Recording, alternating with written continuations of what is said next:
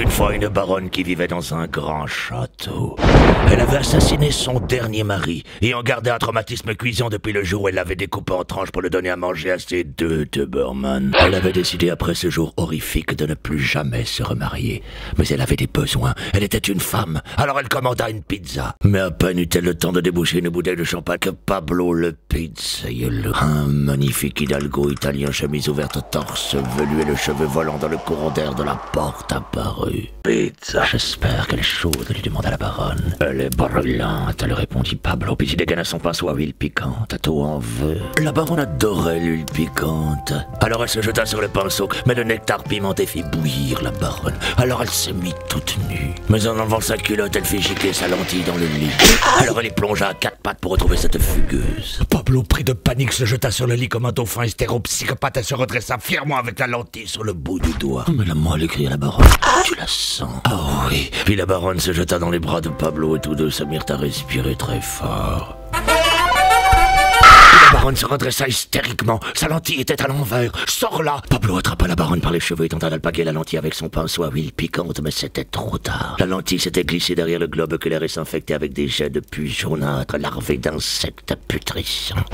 Pablo attrapa cette pauvre baronne lépreusée par l'arrière des cuisses et se mit à lui frapper la tête sur le bord de la commode. Plus fort! Sarpotana! Mais la commode s'effondra, ce qui fit basculer Pablo qui, en essayant de se rattraper au rideau, tomba assis sur la bouteille de champagne. La baronne se sentait coupable comme un Suisse qui vient de péter dans un ascenseur. Alors elle s'approcha de Pablo qui se tenait à 4 pattes en larmes sur le parquet en chaîne polie. La baronne devait lui venir en aide. Alors elle lui proposa de faire sortir cet intrus de Liège en secouant brutalement le goulot. Pablo se redressa et laissa faire la baronne, puis il se mit à chanter. Volare, oh oh, cantare, oh. Puis après avoir poussé un cri de Johnny Vesmillerien, il repoussa la baronne et le bouchon s'extirpa. La baronne regarda Pablo s'approcher nu de la fenêtre, l'ouvrir en laissant l'air frais recouvrir son corps bouillonnant. Elle s'essuya le visage et s'approcha de lui. Elle voulait lui dire tellement de choses.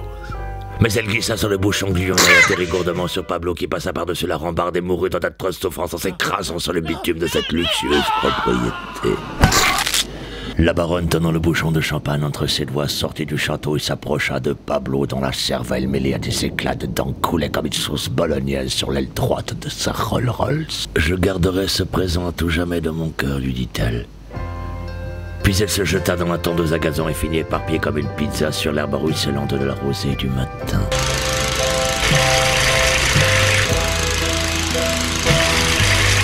Parfois, l'amour peut vous frapper fourbement. Leur histoire fit un carton auprès des vendeurs de VHS sous le manteau. Une pizza leur fut même dédiée. La Pablo Barones Gazpacho.